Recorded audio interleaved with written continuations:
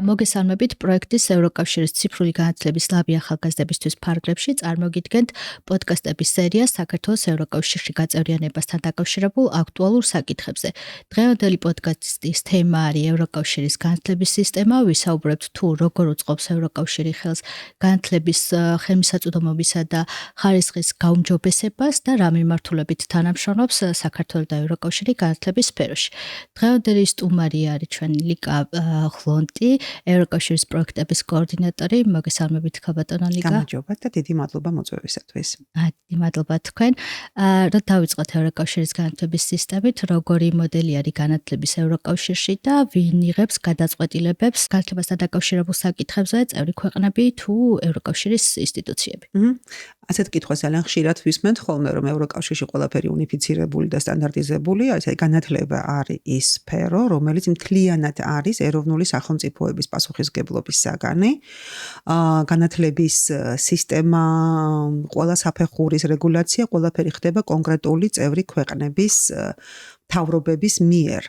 ევროკავშირს ამ შემთხვევაში აქვს რეკომენდატორის როლი და ფუნქცია იმისა, რომ ქვეყნებში არსებული განსხვავებული განათლების სისტემების შესადარისობა უზრუნველყოს. ეხლა ამას ავხსნი რა იგულისხმება ამაში. ანუ განათლების სისტემა გასაგებია, რომ შედგება სკოლამდელი, სასკოლო, პროფესიული, უმაღლესი და დასრულთა განათლების ნაწილებისგან. სხვადასხვა დასრულთა განათლების თემა სწორედ ევროკავშირში არის ძალიან კარგად გამოკვეთილი, სამწუხაროდ საქართველოში ამით ჯერ კარგად ვერ დავიქვეყნით ხოლმე, ხო?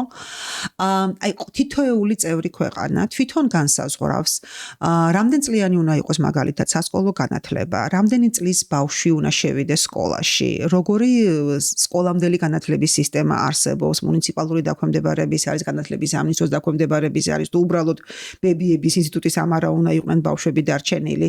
სასკოლო განათლება რამდენ წლიანი არის, რამდენ საფეხურიანი არის უმაღლესი განათლება, როგორ არის ორგანიზებული პროფესიული განათლება და ასე შემდეგ. ანუ ჩვენ ევროკავშირის 27 წევრ ქვეყანაში სხვადასხვა ტახის მოდელებს ვნახავთ. მოდელები შეიძლება იყოს აბსოლუტურად განსხვავებული, ეს განპირობებული არის ამ ქვეყნების ტრადიციებით, ფინანსური და ადამიანური რესურსების ხელმისაწვდომობით და ასე შემდეგ. რასაც აკეთებს ევროკავშირი, ეს არის ძალიან მარტივი მიდგომა.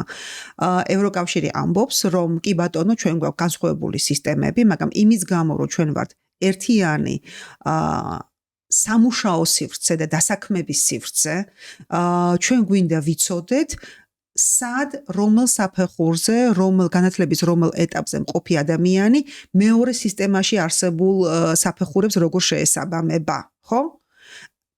ეს ეხება როგორც დასაქმებას, ეს ეხება ასევე განათლების გაგრძელების საშუალებას და ეს ეხება მაგალითად სწავლის დროს სტუდენტების მობილობასაც.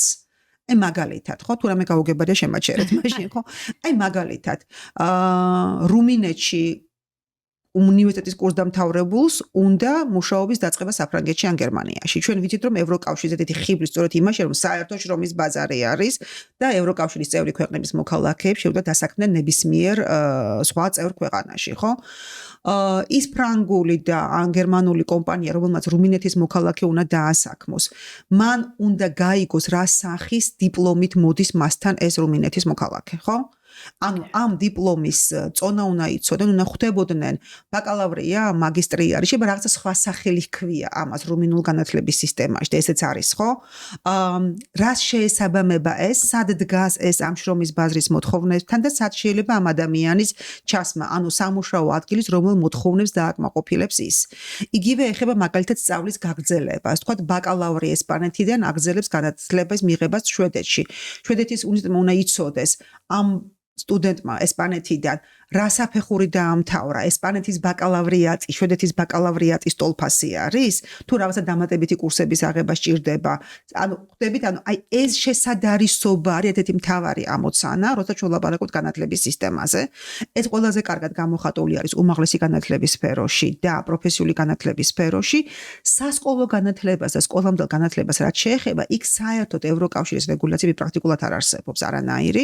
იქ შეიძლება იყოს მხოლოდ რეკომენდაციები და თქვენ თუ შევხვდეთ ევროკავშირის ვებგვერდზე და დაიწყებთ ძებნას განათლების პოლიტიკასთან დაკავშირებული საკითხების, ნახავთ, რომ არის რამდენიმე საერთაშორისო სამუშაო ჯგუფი შექმნილი, რომელთა ამოცანა არის გამოცდილების გაზიარება ძირითადად.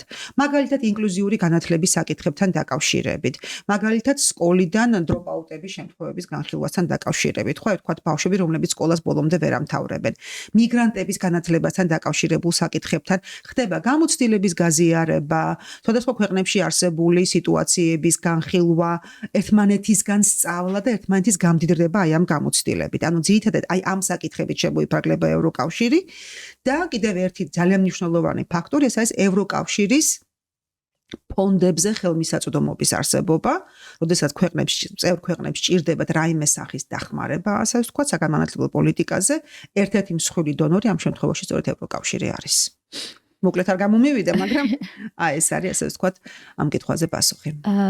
კარგით, როგორ უწყობს ინკლუზია ახსენეთ და როგორ უწყობს ევროკავშირი ხელს ინკლუზიურ განათლებას, აი შიშუმ პირების, მაგალითად ეთნიკური უმცირესობების თუ სხვა მოწყვლადი ჯგუფების ჩართულობას განათლებაში. თუ აქვს ამისთვის რაიმე პროგრამები? პროგრამები არის, რამდენიმე მათ შორის, პროგრამები იცვლება მოთხოვნიდან გამომდინარე, მაგალითად, ჩვენც რო ძალიან დიდი საიმიგრაციო ნაკადი იყო ევროკავშირში 2015 წელს და ამას მოჰყვა ძალიან ბევრი ახალი პროგრამის შემოღება, სადაც მულტიკულტურალიზმი, მულტილინგვისტური მიდგომა ევროკავშირში ძალიან ჩვეულებრივი საკითხი არის, მაგრამ პირველ რიგში ამას ყველაფერს განსაზღვრავენ წევრი სახელმწიფოები ინდივიდუალურად, ვის რა მოთხოვნები აქვს, ვის რა საჭიროება აქვს, ვის როგორი პოლიტიკა აქვს ამასთან მიმართებაში. რასაკვირველია, ინკლუზიური განათლება რეკომენდირებული არის და ბოლო სტატისტიკის თანახმად ევროკავშირში არსებული შიშუმ პირების 65% მაინც საერთო სასკოლო განათლებაში არის ჩართული, რაც ძალიან კარგი მაჩვენებელი არის, მაგრამ მიდგომები ყველა ქვეყანაში შეიძლება იყოს განსხვავებული. მე ვახსენე სამუშაო ჯგუფების ამოცანა არის სწორედ ამ გამოცდილების გაზიარება და სრულად შესაძლებელია რომ მაგალითად შვედეთში არსებული სიტუაცია და გამოცდილება ნაკლებად მისაღები იყოს თქვა საბერძნეთში ან ესპანეთში ან პირიქით ხო იმიტომ რომ ადგილობრივი კონტექსტი შეიძლება იყოს განსხვავებული მაგრამ გრანტების საკითხი და ფონდების საკითხი რასაკვირველია არსებობს იმიტომ რომ კონკრეტულ ქვეყანას თუ სჭირდება ინკლუზიური განათლების მხარდაჭერა ევროკავშირი ამ შემთხვევაში ძალიან სერიოზული დონორი შეიძლება იყოს ანუ დახმარება არის ერთი ფინანსური და მეორე ეს არის ცოდნის და გამოცდილების სახეთი. ცოდნის და გამოცდილების გაზიარების თემა არის ძალიან მნიშვნელოვანი, მაგრამ აქ აუცილებლად კიდევ ერთხელ ხაზგასმით უნდა აღვნიშნო, რომ საბოლოო გადაწყვეტილებას ყოველთვის იღებს კონკრეტული ქვეყანა და ჩვენ გვსმენია იმის შესახებ, რომ ზოგი რაღაცა ტიპის გამოცდილებების გაზიარება არ მომხდარა, იმიტომ რომ კონკრეტულ ქვეყანაში სულად სხვა კონტექსტი იყო, ვთქვათ, ასეთი მიდგომების. მაგალითად, პოლონეთი და ბალტიისპირეთის ქვეყნები ნაკლებ მიგრანტებს იღებენ მაშინ როცა ვთქვათ იტალია, გერმანია, საფრანგეთი და შვედეთი ცნობილი არიან იმით, რომ მიგრანტების ძალიან დიდი ტალღები არის. საზოგადოებრივია პოლიტიკაც განსხვავებული იქნება, საჭიროებებიც განსხვავებული იქნება და მიდგომებიც განსხვავებული არის. საქართველოსთან თუ აქვს რაიმე სახის ეგეთი პროგრამები ფინანსური იქნება თუ გამოცდილების გაზიარების აი ინკლუზიურ განათლებაში. გამოცდილების გაზიარების ძალიან ბევრი პროგრამა არსებობდა, ეს იყო კონკრეტული უნივერსიტეტების და მათ შორის განათლების სამინისტროს თანამშრომლობის ფორმატში. ეს ყველაფერი ჩვენი ქვეყნის მოთხოვნის საფუძველზე რასაკვირველია. ახლა გამომდინარე იქიდან რომ საქართველოს ჯერ არ არის ევროკავშირის წევრი ქვეყანა და არის მხოლოდ კანდიდატი, ჩვენი წვდომა ფონდებზე მაგალითად ფინანსურ რესურსებზე შეზღუდული არის და არის პროექტებზე დაფუძნებული და არა თქვა საბიუჯეტო დახმარების ფორმატში ისე როგორც ევროკავშირის სხვა წევრ ქვეყნებს აქვთ ამისი პრეროგატივა და ფუფუნება გნებავთ ასე დავარქვათ მაგრამ კი ინკლუზიური პროექტების ძალიან დიდი ნაწილი საქართველოში ხორციელდებოდა სწორედ ევროკავშირის დახმარების მეშვეობით ანუ დახმარება აღმოეჩინებოდა სამინისტროს დახმარება აღმოეჩინებოდა კონკრეტულ უნივერსიტეტებს რომლებიც ამ თემაზე მუშაობდნენ და არასამთავრობო ორგანიზაციებს ინკლუზიური განათლების დანერგვას აქ არის პედაგოგების მომზადება, იგივე სკოლების აღჭურვა და ასე შემდეგ, ასევე სტანდარტების შემუშავება. მაგალითად, სკოლების ავტორიზაციის და უნივერსიტეტების ავტორიზაციის სტანდარტში ერთ-ერთი მოცემულობა არის ინფრასტრუქტურის ადაპტაცია შშმ პირების მოთხოვნებთან შესაბამისად. ხო, ეს ახალი მოთხოვნა გაჩნდა და გაჩნდა ახალი მოთხოვნა მას შემდეგ, რაც სკოლებს და უნივერსიტეტებს საშუალება მიეცათ ეს ინფრასტრუქტურის ადაპტირება განეხორციელებინათ და ეს დიდწილად იყო ევროკავშირის გრანტების საფუძველზე. თან ეგეთ ინფრასტრუქტურის მოწყობა როგორც წესი ძალიან დიდ თანხებთან ძალიან ძვირადღირებული, ანუ ისეთ რა ფულს ყოველთვის ეშველება ხოლმე გარკვეულ ტიპად, ანუ ის რომ ამის საჭიროება გაჩნდა და ჩვენ გავაცნობიერეთ ამის საჭიროება იყო ძალიან მნიშვნელოვანი.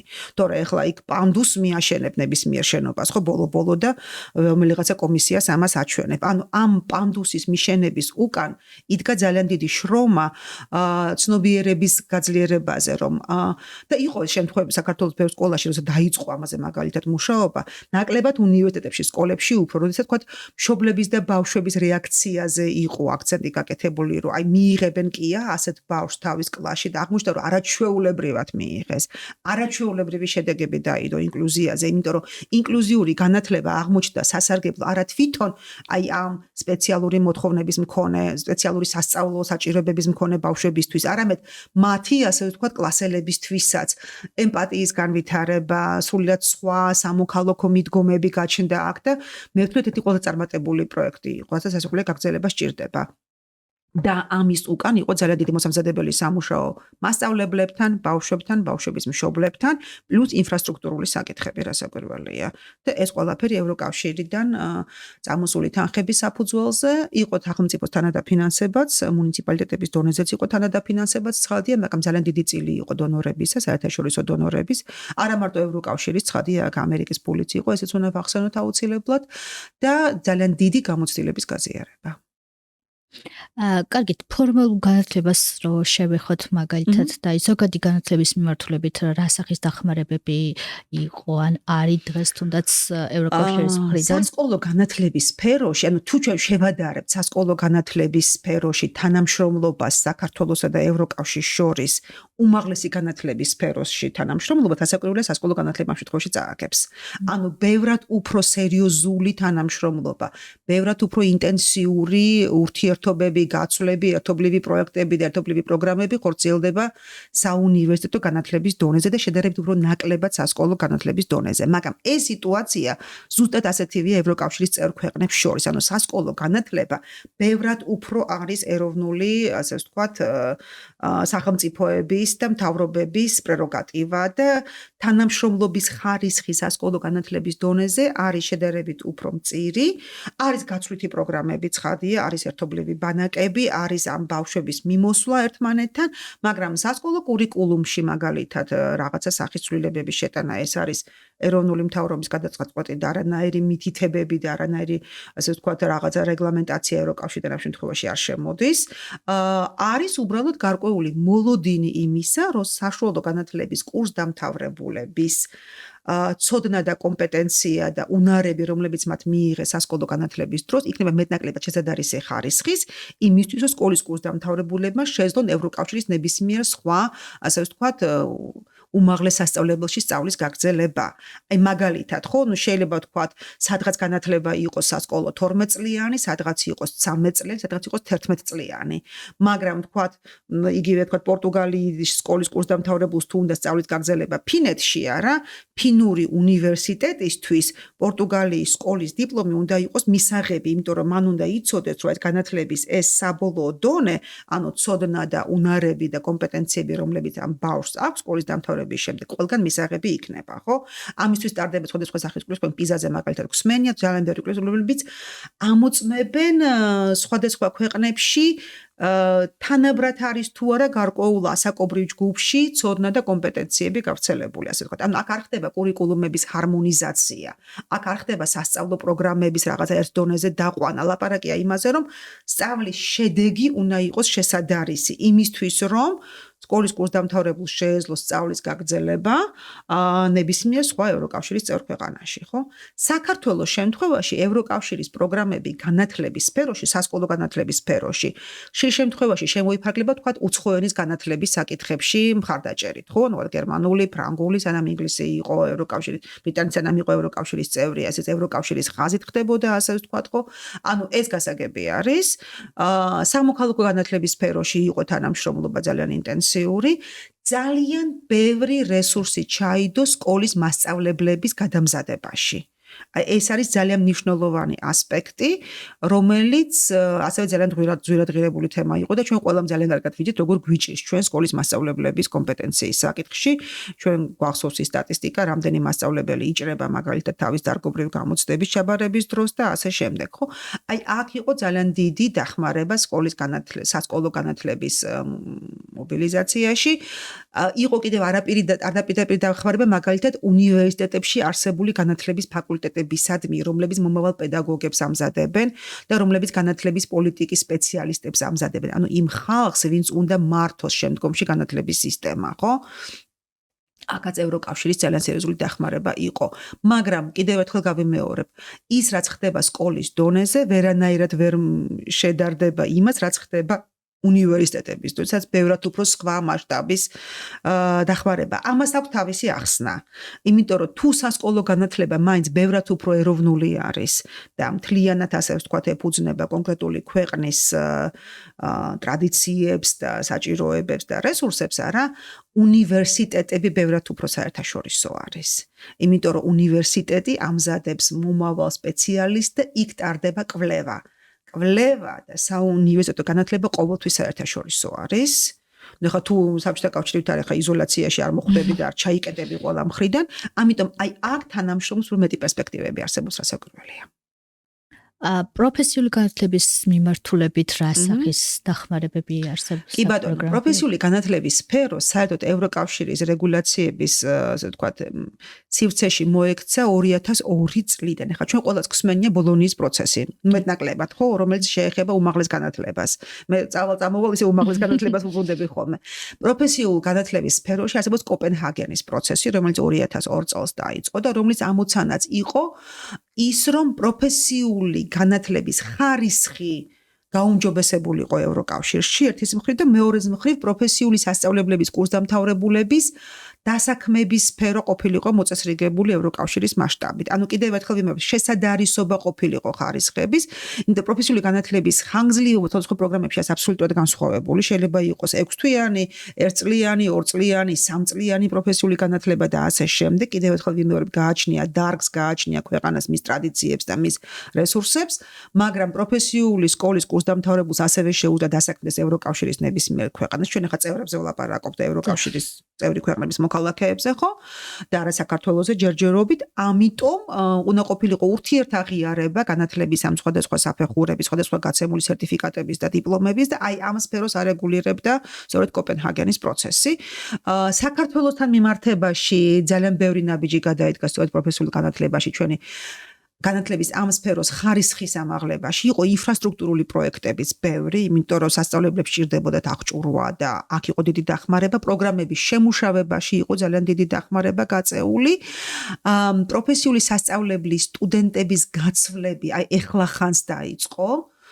და ჯერ კიდევ ძალიან მცირე რაოდენობაზე გვაქვს საუბარი, მაგრამ თქვათ იგივე ერაზმუსის პროგრამის ფარგლებში, რომელიც ჩვენში ასოცირდება, რომ ეს არის უმაღლესი განათლების პროგრამა, გაიხსნა პროფესიული განათლების სასწავლებლების თანამშრომლობის ფანჯარაც და ბოლო 3 წელია უკვე ერთობლივი პროექტები ხორციელდება, რაც საშუალებას აძლევს საქართველოში არსებულ პროფესიულ სასწავლებლებს პარტნიორული ურთიერთობა დაამყარონ ევროპის კოლეგიურ სასწავლებლებთან და იქ იყოს პედაგოგების გაცვლაც, სტუდენტების გაცვლაც და ერთობლივ პროგრამებზე მუშაობაც. და რამდენად ითვისებს ქართული პროფესიული სტუდენტები? უკეთესად შეიძლება ყოფილიყო საქმე, მოდით ესე ვთქვათ.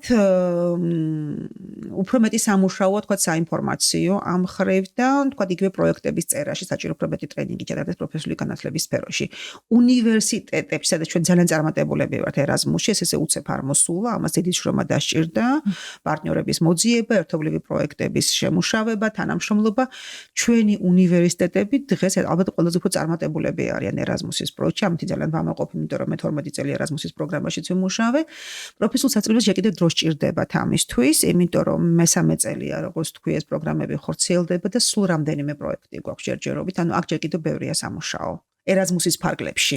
ერაზმუსის ფარგლებს გარეთ არსებობს კიდევ ევროკავშირის დაფინანსებით რაღაცა სხვა პროგრამები, სადაც შეუძლია თანამშრომლობა. ეხლა რა იქნება სიმართლე გითხრათ არ ვიცი, იმიტომ რომ ევროკავშირი ძალიან დიდ საბიუჯეტო დახმარებას უწევდა განათლების და მეცნიერების სამინისტროს და თანხების ნაწილი მიდიოდა პროფესიული განათლების მხარდაჭერაშიც. ამჟამად რა იქნება, უკვე ძალიან მიჭირს ამის პროგნოზირება და ეს როგორ განხორციელდება. უმაღლესი განათლება ხშირად ახსენეთ, რომ ამ საკითხში ყველაზე ესე ვთქვათ წარმატებულებით ვართ.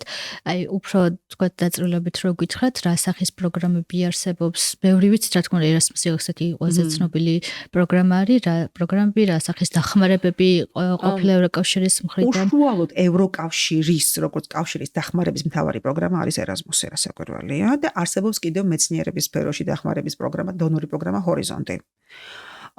რომელიც განსხვავებული პრინციპებით მუშაობს ეს ორი პროგრამა. ანუ ერასმუსი ყოფს ქვეყნებს ორ ჯგუფად.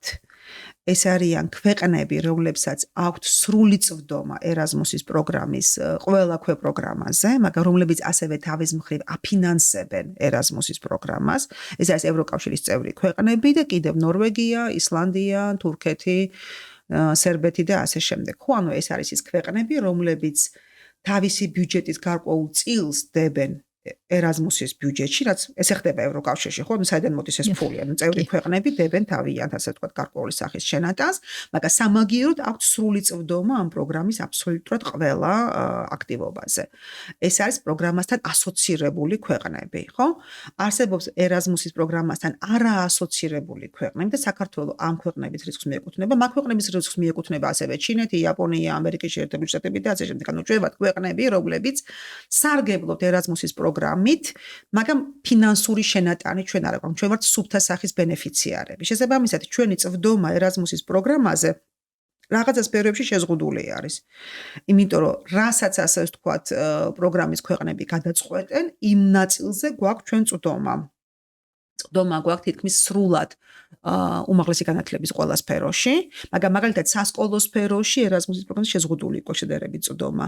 პროფესიული განათლება ეხლა გაიხსნა, ასე ვთქვათ, ჩვენთვის ეხლა არის მნიშვნელოვანი და ასე შემდეგ.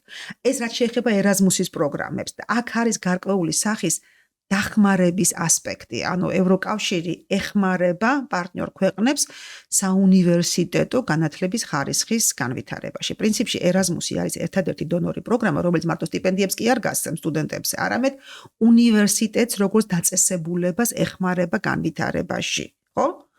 ჰორიზონტი ერასმუსისგან განსხვავებით არის სამეცნიერო თანამშრომლობის პროგრამა და მისთვის დახმარების ასპექტი არ არსებობს. ანუ ჰორიზონტის პრინციპი არის ის, რომ მეცნიერი თუ ქვია, არ აქვს მნიშვნელობა შენ რომელ ქვეყანაში მუშაობ, შენ თუ ხარ კომპეტენტური და კონკურენტუნარიანი მეცნიერი, შენ თუ საინტერესო სამეცნიერო იდეით შემოდიხარ ჩემთან პროექტის სახით, მე შენ დაგაფინანსებ. შესაბამისად, თუ კი ერასმუსში არის ეს დახმარების ასპექტი და ჩვენ გვაქვს გარკვეული პრიორიტეტი, როგორც არაწევრ ქვეყანას, კანდიდატ ქვეყანას, პოსტსაბჭოთა ქვეყანას, რომელიც ახლა ვითარდება და ასე შემდეგ, ხო? ჰორიზონტის შემთხვევაში საქართველოს განიხილება როგორც სრულფასოვანი პარტნიორი და ჩვენ პირდაპირ კონკურენციაში შევდივართ გერმანიის, საფრანგეთის, შვედეთის და ესპანეთის სამეცნიერო ცენტრებთან.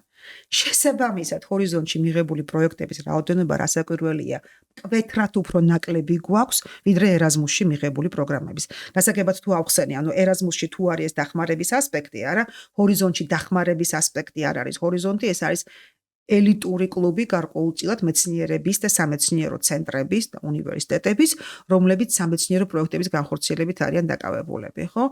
ჰორიზონტში ჩვენ გვაქვს გარკვეული სახის წარმატებები, მაგრამ თქვათ ერasmusთან ეს ახლოსაც ვერ მოვა, იმიტომ რომ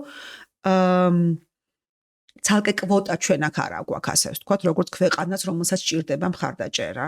ანუ ჩვენი მეცნიერები, ჩვენ ვართ ჰორიზონტის სრული ასოცირებული წევრი, ჩვენი მეცნიერები განიხილებიან ისეთივე დონეზე და ამ კონკურენციაში ხშირად გვიგებენ რასაკვირველია ევროკავშირის წევრი ქვეყნების წარმომადგენლები. თვითონ ევროკავშირშიც ცხადია, ჰორიზონტის გრანტების გადანაწილება არ არის თანაბარი, მაგალითად იგივე ბულგარეთს და რუმინეთს და ხორვატიას და სლოვენიას ბევრად უფრო ნაკლები პროექტი აქვს, ვიდრე გერმანიას, საფრანგეთს ან ნიდერლანდებს, ხო? ანუ ევროკავშირშიც რიცხომ განსხვავებული განვითარების ხარისხია მათ შორის სამეცნიერო სფეროში და ეს ძალიან კარგად აისახება ჰორიზონტში. რატომ არის განვითარების სხვადასხვა ხარისხი? იმიტომ რომ ეროვნული მთავრობების მიერ ადგილობრივი მეცნიერების დაფინანსების სქემებიც განსხვავებული არის, ასე ვთქვათ, ხო? ანუ ის თანხები, რომლებსაც კონკრეტული სახელმწიფოები დებენ თავიანთ განათლებაში და მეცნიერებაში, რასაკვირველია, მერე საბოლოო შედეგზე აისახება, როგორი არის იქ ხარისხი უნივერსიტეტების და მათი პრესტიჟი, როგორი არის სამეცნიერო პროდუქტის ღირებულება, ტრადიციებიც არ უნდა დაგვავიწყდეს, ახლა ვიღაცას აქვს 800 წლიანი ტრადიცია უნივერსიტეტების და სამეცნიერო კვლევების და ვიღაცას მხოლოდ 100 წლოვანი, ხო? და შესაბამისად გარკვეული ჰეტეროგენულობა აქ აღენიშნება, რასაკვირველია. კარგით, გარდა ფორმალური განათლების, არაფორმალური განათლების მიმართულებით პროგრამებზე რა ვისაუბრებთ, როგორც მაგალითად მოხალისეობა, სტაჟირება და საერთაშორისო გამოცდილების მიღება, ამ კუთხით რა სახის პროგრამები? ერაზმუსის ფარგლებში, იმიტომ კიდევ ერთხელ ერაზმუსი ეს მთავარი პროგრამა ევროკავშირისა არის ახალგაზრდობის პროექტების ძალიან დიდი ნაწილი, ანუ ახალგაზრდობაზე მიმართული აქტივობების დიდი ნაწილი, რომელიც სწორედ აი ამ სტაჟირებას, ინტერნშიპებს, რასაც ეძახიან, ასე ვთქვათ, ბანაკებს, ახალგაზრდული ორგანიზაციების გაცვლებს, ახალგაზრდების ტრენინგს გულისხმობს, სპორტულ აქტივობებს და ასე შემდეგ და აქ საქართველოს ძალიან აქტიურად არის ჩართული, ძალიან ბევრი არასამთავრობო ახალგაზრდული ორგანიზაცია ჩვენს ქვეყანაში იღებს სპეციალურ აკრედიტაციას, რომ მას კონდეს საშუალება მიიღოს, ასე ვთქვათ, ერაზმუსის დაფინანსება და არის ძალიან კარგი და მყარად შექმნილი უკვე საერთაშორისო ქსელები ამ არასამთავრობო ორგანიზაციების. იქ იყო სალტოს პროგრამა და ასე შემდეგ. ჩვენ გვაქვს ძალიან კარგი რეგიონული თანამშრომლობა ჩვენ სომეხ და აზერბაიჯანელ კოლეგებთანაც, ძალიან კარგი თანამშრომლობა ჰქონდა უკრაინასთანაც და ძალიან ბევრ პროექტში ერთობლივად იყვნენ ხოლმე ჩართულები, ასე რომ ეს არაფორმალური განათლების, სტაჟირების და პრაქტიკის გავლის ასპექტები ასევე ძალიან კარგად არის ერაზმუსის მიერ მოცული. მე მინდა რომ დავუბრუნდე წინა კითხვასაც კიდევ ერთხელ, ანუ ევროკავშირის პროგრამების გარდა, ევროკავშირის წევრ სახელმწიფოებს თავისი ეროვნული პროგრამებიც აქვს, რომლებიც სტუდენტთა გაცვლებს, სტიპენდიებს, სამეცნიერო თანამშრომლობას და უნივერსიტეტების თანამშრომლობას ხელს უწყობს. ყველაზე ცნობილი ალბათ შეიძლება იყოს დაადი, ეს არის გერმანიის აკადემიური გაცვლის სამსახური, რომელიც ამას აკეთებს, არის კამპუს ფრანსი საფრანგეთში, არის შვედეთის ინსტიტუტი და ასე შემდეგ. ანუ ეროვნულ სახელმწიფოებსაც აქვს ძალიან ბევრი თანამშრომლობის პროგრამა, რომლებსაც ისინი იყენებენ როგორც ევროკავშირის შიგნით, ისევე ევროკავშირის ფარგლებს გარეთ პარტნიორებთან ურთიერთობისთვის და საქართველოში გვაქვს ძალიან ბევრი პროგრამა და ძალიან ბევრი პროექტი, რომელიც ანუ არა მარტო ევროკავშირის, არამედ ევროკავშირის კონკრეტული წევრი სახელმწიფოების დონორი ორგანიზაციების მიერ არის დაფინანსებული. მათ შორის სამეცნიერო, მაგალითად Volkswagen-ის ფონდი, Max Weber-ის ფონდი და სხვადასხვა ფონდები ძალიან დიდ თანხებს დებენ ერთობლივ სამეცნიერო პროგრამებში და აქ შედის არქეოლოგიური გათხრებიდან დაწყებული, რა ვიცი, მათემატიკის და ფიზიკის პროგრამებით დამთავრებული, ანუ ძალიან ფართო სპექტრი არის, რაშიც ჩვენ გვაქვს ევროკავშირის და ევროპული სახელმწიფოების დახმარებით მიღწეული შედეგები. კარგით, მთელი ეს დახმარებები და პროგრამები, რაც ევროკავშირს აქვს არაწევრ ქვეყნებთან და მათ შორის საქართველოსთან, რამდენად მოიცავს სრულიად მთელ საქართველოს რეგიონებიანად თუ მხოლოდ თბილისზე არის კონცენტრირებული? ეხლა საქართველოს როგორ გითხრათ, ისტორიიდან და არსებული სიტუაციიდან გამომდინარე, რასაკვირველია, ჩვენ გვაქვს ძალიან სერიოზული ასიმეტრია, იმიტომ რომ უნივერსიტეტების ყველაზე დიდი ნაწილი და ყველაზე უფრო ძველი და განვითარებული უნივერსიტეტების ნაწილი რასაკვირველია არის თბილისში, სამეცნიერო ცენტრების დიდი უმრავლესობა არის თბილისში.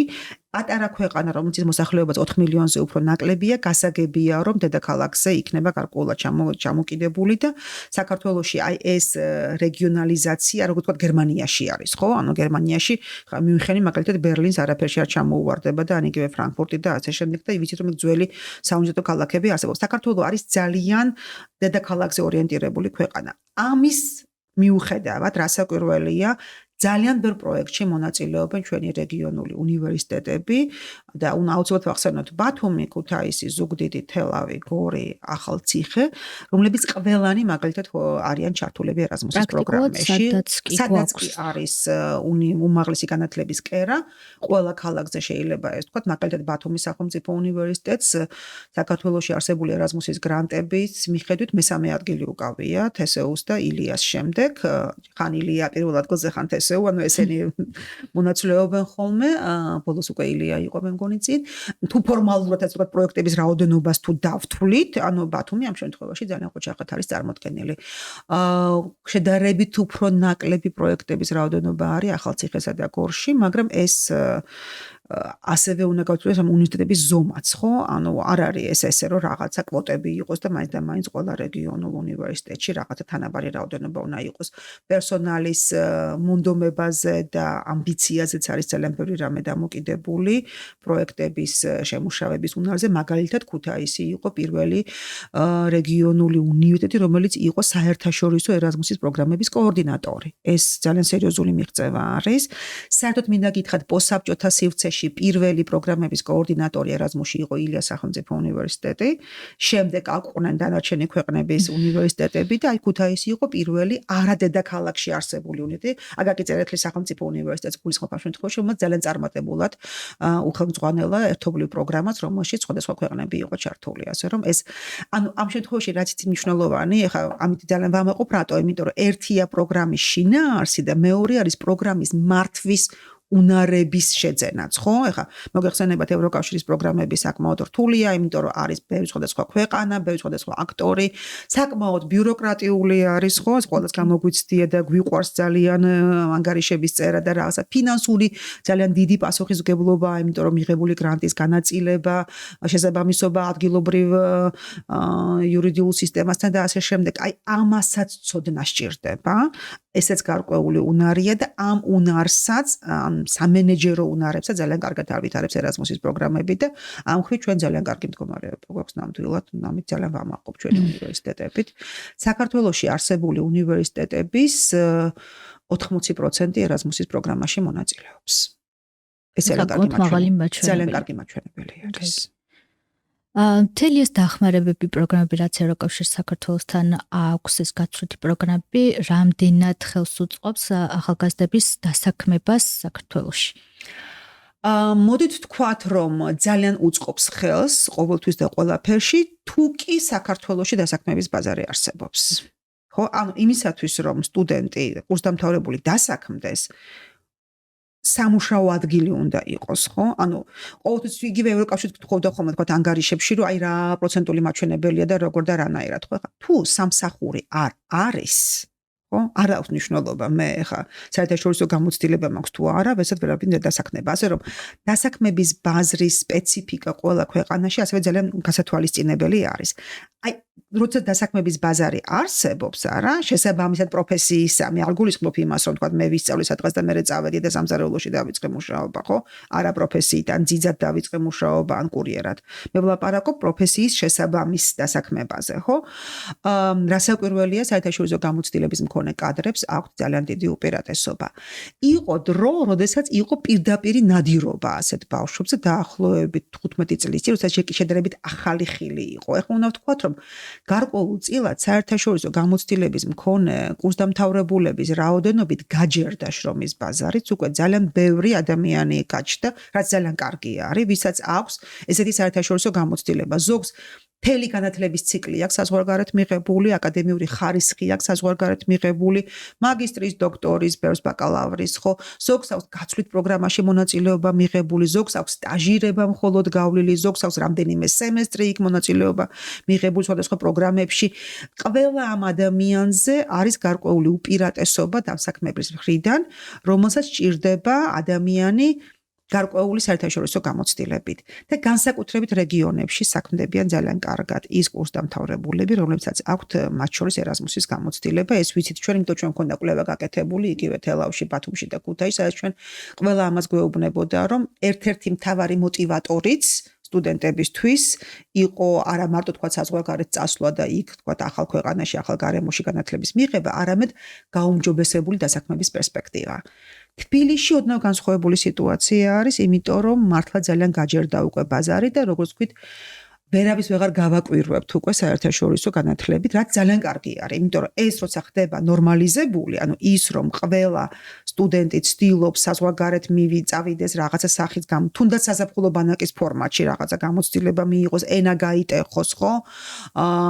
და უფრო თქვა რაღაცა გაიფართოვოს ჰორიზონტი არა, ასეთ ადამიანებს უფრო უადვილდებათ, მაგრამ მათთვის საინტერესო ვაკანტურ თანამდებობებზე ეგეთივე ადამიანებს შემოაქვთ განაცხადი, ხო? ანუ კონკურენცია ხდება არა იმას შორის, ვინც თქვა თბილისს არ გასცილებია და მას შორის ვინც თქვა რაღაცა განათლება მიიღო საზღვარგარეთ, არამედ უკვე თქვა საზღვარგარეთ განათლება მიღებულ ადამიანებს შორის, ხო? ანუ გააჩნია რა სახის ვაკანსიაზე ვლაპარაკობთ. ეს სიტუაცია დასაქმებასთან დაკავშირებით ბოლო რამოდენიმე წელია შეიცვალა, როდესაც მართლა გაჯერდა მთელ რიგ სფეროებში ისეთი ახალგაზრდების რაოდენობა, ვისაც აქვს სერიოზული საერთაშორისო განათლება მიღებული. რაც ძალიან კარგი. რაც ძალიან კარგი არის და მეცაც გეტყვით, ისიც ვიცი, რომ რამოდენიმე ადამიანი ძალიან კარგი საერთაშორისო განათლებით სამსახურს საქართველოში ვერ პოულობს. ეხლა ეს ნაწილობრივ შეიძლება არსებული სიტუაცია, მაგიტომ თქვი, ანუ სამუშაო ადგილები უნდა იყოს, ხო? ანუ ჩვენი შრომის ბაზის სპეციფიკაცაც არის მნიშვნელოვანი, მაგრამ ეს საერთაშორისო განათლება თქვენ გიხსნით გზას საერთაშორისო შრომით ბაზარზე. ანუ ეს ბავშვები არ იკარგებიან. კიდევ ერთ აქტუალურ თემაზე უნდა ვისაუბროთ, ბოლო დროს ძალიან აქტიური განხილვა მიდიოდა იმ ფაქტის, რომ საქართველოს დაკარგა აქტიური სტატუსი ევროპის უმაღლესი განათლების სივრცეში. ეს რა გავლენას იქონიებს ქართულ სტუდენტებზე, უნივერსიტეტებზე, ქართულ დიპლომების ხარისხისთან დაკავშირებით. სწორედ გუშინ დავდე Facebook-ზე სტატუსი, როდესაც რუქაზე აღარ ვიძებნებით. ხარისხის განვითარების ეროვნული სააგენტო ამ წუთას არის შემოწმების ობიექტი, ანუ მოწმდება მისი, ასე ვთქვათ, შესაბამისობა ევროპულ სტანდარტებთან მიმართებაში. ახლა წინა ისტორია უნდა ვთქვათ აუცილებლად, ხო? ანუ ჩვენ ვთქვით, რომ ევროკავშირი არ ერევა თქვენს, ასე ვთქვათ, შიდა საკითხებში, თქვენი თემა როგორც გინდათ და რანაირადაც გინდათ, მაგრამ შესაძარისობის საკითხი უნდა იყოს მნიშვნელოვნად და დიპლომების აღიარების თემა და ნდობა. ხო? ანუ ჩემი სტუდენტი, როდესაც ჩემი კურსდამთავრებული რომ მიდის საზღვარგარეთ, ვთქვათ, სწავლის გასაგრძელებლად ან სამუშაოდ, მისი დიპლომის აღიარების საკითხი უნდა იყოს მოგვარებული და მე უნდა ვიცოდე პოტენციალურად დამსაქმებელმა ან სხვა უნივერსიტეტმა, რომელიც სტუდენტს იღებს მაგისტრატურაში ან დოქტორანტურაში, რომ მის მიერ მიღებული წინა განათლება არის ვალიდური. საიდან ვიცი ეს მე ხوار შემიძლია რომ ყველაფერი შევამოწმო. მე უნდა ვენდო ამ კონკრეტულ ქვეყანაში არსებულ ხარისხის ცენტრს. აი აკრედიტაციის და ავტორიზაციის სფეროში ძალიან ბევრი რაღაცა არის საერთოდ რეგულირებული. ნებაყოფლობითია რასაკვირველია, არავინ არ გაძალებთ რომ იმის წევრი გახდეთ, მაგრამ ჩვენ გამოვთქვით სურვილი რომ ყოფილიყავით ამ ევროპული საერთო საგანმანათლებლო სივრცის წევრები განათლების ხარისხის უზრუნველყოფის საკითხებში კონკრეტულად და ავიღეთ და გადმოვიღეთ მათი სტანდარტები, ხო? ანუ ეს იყო საქართველოს მხარის სურვილი, რომ ჩვენ ყოფილიყავით ხარისხის უზრუნველყოფის ევროპული სააგენტოების კავშირის სრულფასოვანი წევრი და ვიყავით კიდევაც ეს წევრი წლების განმავლობაში. ეს იყო ძალიან შრომატევადი პროცესი, ჩვენ რამდენჯერმე შეგვამოწმეს მაშინ და ეს სტატუსი მივიღეთ და ვიყავით ამ რუქაზე და წარმოდგენილები. შაშან ჩვენ ეს სტატუსი დავკარგეთ, იმიტომ რომ ერთ-ერთი მორიგი, ასე ვთქვათ, გეგმიური შემოწმების დროს, ანუ ჩვენ სააგენტოსაც ამოწმებენ, დადგინდა შეუსაბამობა ერთ-ერთ სტანდარტთან, კერძოდ სააგენტოს დამოუკიდებლობის საკითხებში, ანუ სააგენტოს დირექტორი ამ შემთხვევაში ითავსებდა განათლების მინისტრის მოადგილის პოსტს, რაც კატეგორიულად დაუშვებელი არის, იმიტომ რომ თუნდაც ფორმალური კავშირი სამინისტროსთან კარგავს ამ სააგენტოს დამოუკიდებლობის ხარისხს. შესაბამისად, ჩვენ ახლა გვაქვს 2 წლიანი reviews ფორმატი, ანუ ჩვენ სააგენტოს ამოწმებენ რამდენად დამოუკიდებელია, ანუ კომპეტენციაში კი არ შეეპარათ ეჭვი. ჩვენი ექსპერტების, ასე ვთქვათ, ცოდნაში და გამოცდილებაში კი არ შეეპარათ ეჭვი. პროცედურების საკითხებში კი არ შეეპარათ ეჭვი. ეჭვი შეეპარათ იმაში, რამდენად დამოუკიდებლად იღებს განათლების ხარისხის ეროვნული ცენტრი გადაწყვეტილებას ამა თუ იმ უნივერსიტეტების, ან ამა თუ იმ საგანმანათლებლო პროგრამების აკრედიტაციის და ავტორიზაციის შესახებ. ეს ძალიან საწყენია, რბილად რო ვთქვათ, ყოველგვარი ასე ვთქვათ, ცდილობის თემების, ცდილობის კატეგორიების დარღვევის გარეშე, იმიტომ რომ ძალიან ბევრი შრომა იყო ამას ჩადებული და ძალიან კარგად იცოდა განათლების ხარისხის ეროვნულმა ცენტრმა, როდესაც დირექტორი ითავსებს განათლების მინისტრის მოადგილის პოზიციას, რომ ამაზე მოხვდებოდათ. ამიტომ მე პირადად ვარ ძალიან გაბრაზებული იმაზე, რომ მათ იცოდნენ რომ ეს რევიუს დროს ამოტივტივდებოდა და გახდებოდა ერთ-ერთი დასაწუნებელი პუნქტი და მიუხედავად ამისა წინასწარ არანაირი ასე ვთქვათ ნაბიჯები არ გადადგეს ამ საკითხის აღმოფხვრისთვის ფორმალურად მაინც ხო და ეხლა გვიწევს უკვე პოსტფაქტუმ რაღაცა ხელმეორე შემოწმების გავლა და ჩვენი კოლეგებისთვის იმის დამტკიცება და დადასტურება რომ იცით რა არც ესეა საქმე და ჩვენ მართლა დამოუკიდებლები ვართ და ასე შემდეგ და ასე შემდეგ ანუ რეპუტაციული ზარალი მივიღეთ ძალიან სერიოზული და რეპუტაციას მნიშვნელობა აქვს იმიტომ რომ საქართველოს არ არის დიდი ბრიტანეთი და არ არის საფრანგეთი და არ არის შვეიცარია რომელსაც აქვს ძველი ტრადიციული ავტონომიური უნივერსიტეტების ტრადიცია, ხო? ჩვენ ვართ მაინც საბჭოთა სივრცის ნაწილი, იმიტომ რომ ჩვენი უნივერსიტეტი კი არის არა 100 წელზე უფრო მეტი ხნის ისტორიის მქონე 1918 წელს დაარსებული, მაგრამ არსებობის 70 წელი საბჭოთა სივრცეში გვაქვს გატარებული, ხო? ამიტომ ჩვენ გვჭირდება უფრო მეტად ნდობის მოპოვება, ვიდრე თქვათ იგივე გერმანულ ან შვეიცარიულ უნივერსიტეტს. აი ეს ნაწილი დავკარგეთ. კონკრეტულად რაში გამოიხატება ეს სტუდენტებისთვის გართულდება მათი დიპლომების აღიარების საკითხი. არ შეწყდება ეს, მე აქვე მინდა ასე ვთქვათ, ანუ ეს არ შეწყდება, იმიტომ რომ სანამ ჩვენ წევრები გავხდებოდეთ, მანამდესაც ხდებოდა დიპლომების აღიარება, მაგრამ ეს ყველაფერი გართულდება. იმიტომ რომ რადგანაც ევროკავშირი და ევროპის სხვა ქვეყნები აღარ ენდობიან იმ სააგენტოს, რომელიც ამოწმებს ეროვნულ უნივერსიტეტებს, არა? შესაბამისად, ამ უნივერსიტეტების გაცემული დიპლომების აღიარებას დასჭირდება უფრო მეტი დრო. ეს იქნება, ანუ დროის ხარჯვა, შე შემთხვევაში ფულადი რესურსების ხარჯვა სტუდენტების მიერ უკვე და ღმერთმა დაიფაროს თუ მოხდა ისე, რომ ამ რევიურების პროცესში სააგენტომ საბოლოოდ დაკარგა ენქას წევრობა, ეკარიდან უკვე ამოღებულები ვართ, ხო? მაშინ ეს უკვე ძალიან სერიოზულად დაეტყობა ჩვენს ორმხრივ თანამშრომლობას უმაღლესი განათლების სფეროში და იქნება ძალიან არასასურველი შედეგები. ამ წუთას ჩვენ ვლაპარაკობთ პროცესების შენელებაზე, გართულებაზე და გაძვირებაზე. გასაგებია, რაც ძალიან სამწუხაროა. ძალიან საწყენი არის, იმიტომ რომ იცით რა ყოფილიყო პრობლემა თქვა ექსპერტების კომპეტენცია, ანუ ვიტყოდით რომ ჯანდაბას არ აყავს ეს ექსპერტები რა. ყველაფერი გაქვს.